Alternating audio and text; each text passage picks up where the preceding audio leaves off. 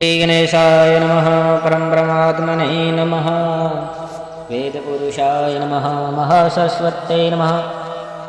श्रीगुरुचरणकमलेभ्यो नमः। लम्बोदरं नमस्तुभ्यं सततं मोदकं प्रियां निर्विघ्नं कुरु मो देव सर्वकार्येषु सर्वदा। सर्वमङ्गलमाङ्गल्ये शिवे सर्वार्थसाधिके शरणे त्र्यम्बिके गौरी नारायणी नमोस्तुते।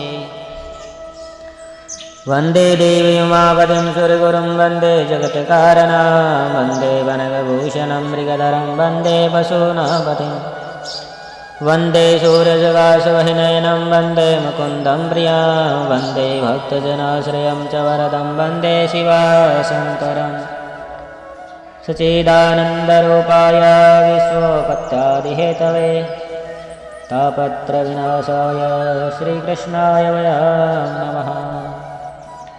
कृष्णाय वासुदेवाय हरे परमात्मने अनन्तक्लेशनाशाय गोविन्दाय नमो नमः। बोलिए शंकर भगवान की जय। रुद्र संहिता पार्वती खंड। पितरों की कन्या मैना के साथ हिमालय के विवाह का वर्णन। नारद जी बोले,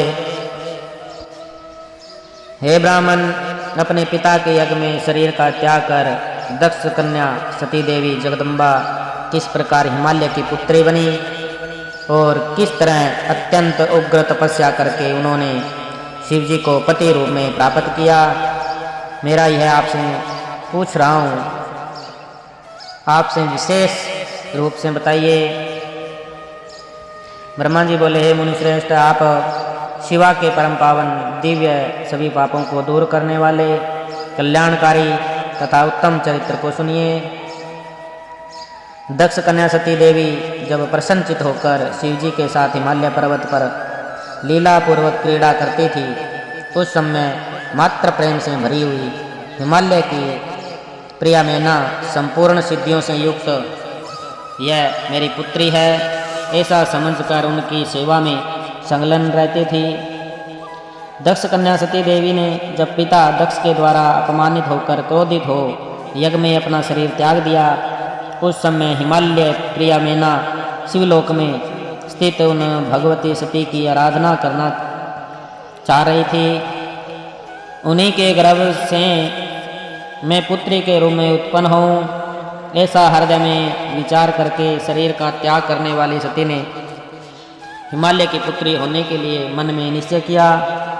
देह त्याग के अंतर समय आने पर सभी देवताओं द्वारा स्तुत हुए भगवती सती प्रसन्नतापूर्वक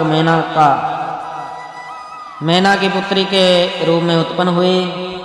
उन देवी का नाम पार्वती हुआ। उन्होंने नारद के उपदेश से अत्यंत कठोर तपस्या कर पुनः शिवजी को पति रूप में प्राप्त किया। नारद जी बोले, हे ब्राह्मण,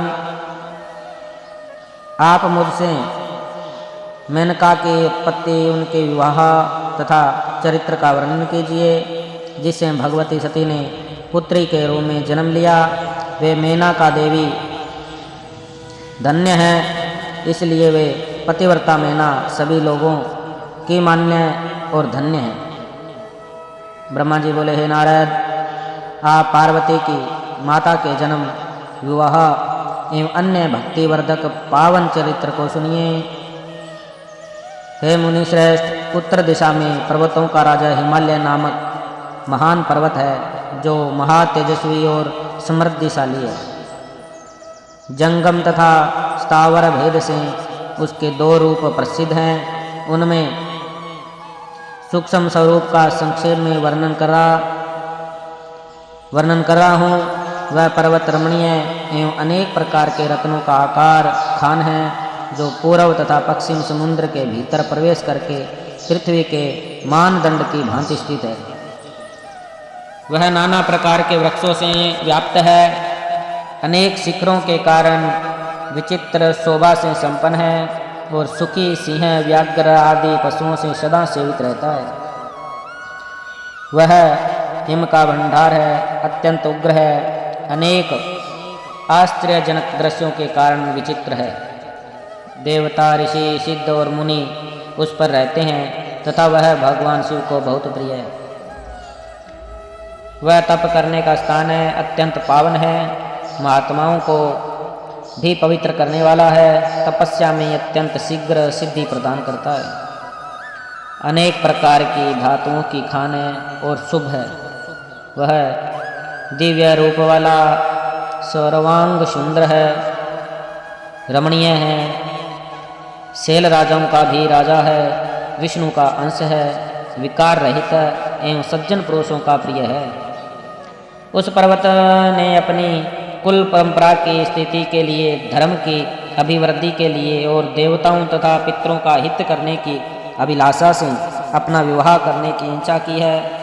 हे मुनीश्वर, उसी समय देवता गण अपने पूर्ण स्वार्थ का विचार करके दिव्य पितरों के पास आकर उनसे प्रसन्नता पूर्वक कहने लगे। देवता बोले, हे पितरों, आप सभी प्रसन्नचित होकर हमारी बात सुने और यदि आप लोगों को देवताओं का कार्य करना अभीष्ट हो तो शीघ्र वैसा ही करें।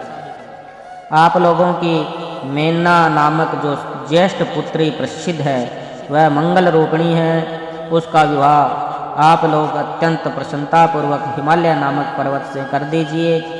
ऐसा करने पर सभी लोगों का महान लाभ होगा और आप लोगों के तथा देवताओं के दुखों का निवारण भी पग पग पर होता रहेगा। ब्रह्मा जी बोले, देवताओं की यह बात सुनकर पितरों ने परस्पर विचार करके कन्याओं के शाप का स्मरण करके इस बात को स्वीकार कर लिया। उन लोगों ने अपनी कन्या मेनका का विवाह विधि पूर्वक हिमालय के साथ कर दिया। उस मंगलमय विवाह में महान उत्सव हुआ। वामदेव शंकर का स्मरण कर विष्णु आदि देवता तथा समस्त मुनिगण उस विवाह में आए। उन लोगों ने अनेक प्रकार के दान देकर उत्सव करवाया। तदंतर वे दिव्य पितरों की प्रशंसा करके हिमालय की प्रशंसा करने लगे। इसके बाद परम आनंद से युक्त वे सभी देवता तथा मुनीश्वर शिवा एवं शिव का स्मरण करते हुए अपने अपने निवास स्थान को चले गए।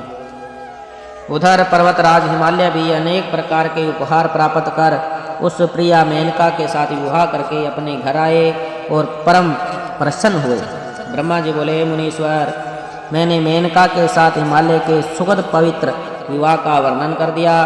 अब आप और क्या सुनना चाहते हैं? बोलिए शंकर भगवान की जय।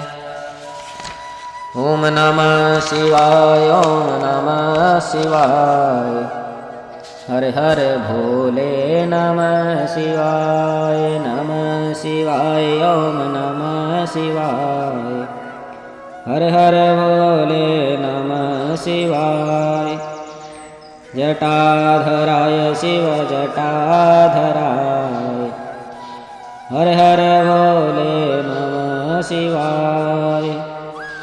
गंगाधराय शिव गंगाधराय, हर हर भोले नमः शिवाय, नमः शिवाय, ओम नमः शिवाय, हर हर भोले नमः शिवाय। डमरूधराय शिव डमरूधराय, हर हर भोले नमः शिवाय, नमः शिवाय, ओम नमः शिवाय, हर हर भोले नमः शिवाय। बोलिए शंकर भगवान की